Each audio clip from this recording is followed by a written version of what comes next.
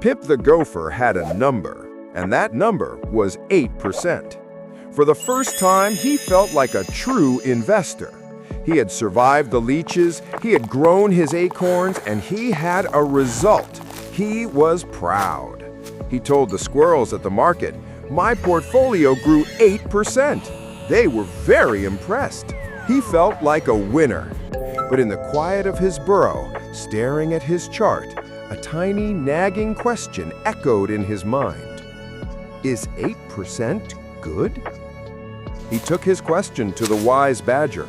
"I did it! I got an 8% return," Pip announced proudly. "Am I winning?" The badger looked at Pip's chart and gave a warm smile. "You have run a great race, Pip, but you have only looked at your own stopwatch." The badger then led Pip to a clearing where the annual Great Forest Race was just finishing. Animals of all shapes and sizes were crossing the finish line, panting and exhausted. Pip saw one of his friends, a fast-moving rabbit, cross the line. "He finished in 8 minutes," Pip observed. "That's a fantastic time." "For him it is, but it tells you nothing about the race itself." He led Pip to a giant, ancient tree stump in the center of the clearing. Carved into the top was the official race clock. It displayed one crucial number in glowing moss. Average finisher time, 6 minutes. Pip's heart sank. "But the rabbit ran in 8 minutes. He was so fast. How can the average be 6? "Because while you were watching the rabbit, you didn't see the team of super-fast hummingbirds that finished in 1 minute. You didn't see the slow, steady tortoises that finished in 20. The average takes everyone into account." Pip looked at the giant clock, then back at his own chart. The 8% suddenly felt very, very small. "So my 8% return, that's just my personal time," he said slowly. "It felt good, but I have no idea if I won the race." Exactly.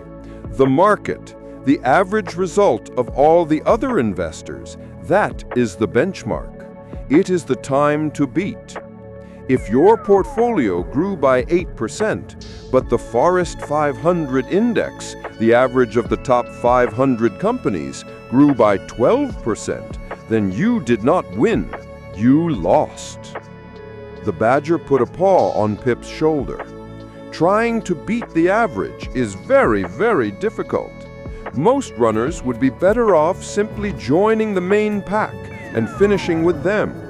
But if you are going to run your own race, you must always measure yourself against the clock on the wall, not just the one on your wrist. Pip finally understood.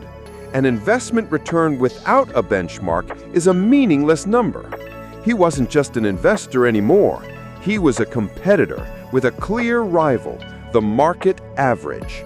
He looked at the chart of his own portfolio, which was neatly divided into different asset types. He pointed to a small green slice. "I understand now. The race for my stocks is the Forest 500 index. But what about my real estate? What is the race that it's supposed to win?"